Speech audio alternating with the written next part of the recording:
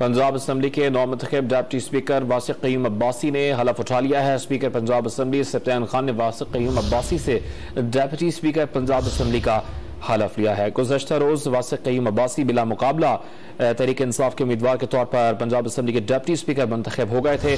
Punjab assembly के नौमुंतखब deputy speaker वासिक Qayyum Abbasi ने ओहदे का हलफ उठा लिया है। स्पीकर पंजाब असम्बली सफ्तान खान की ज़ेर सदारत इस वक्त पंजाब असम्बली का इजलास जारी है और इजलास के दौरान वासिक क़य्यूम अब्बासी ने डिप्टी स्पीकर का हलफ उठा लिया है। पंजाब असम्बली के नौमुंतखब डिप्टी स्पीकर वासिक क़य्यूम अब्बासी ने हलफ उठा लिया है। स्पीकर पंजाब असम्बली सफ्तान खान ने वासिक क़य्यूम अब्बासी से डिप्टी स्पीकर का हलफ लिया है। पाकिस्तान का हामी और वफादार आप देख सकते हैं पंजाब असम्बली इजलास के मनाजिर हैं। इजलास इस वक्त जारी है। पंजाब असम्बली के नौमुंतखब डिप्टी स्पीकर वासिक क़य्यूम अब्बासी ने हलफ उठा लिया है।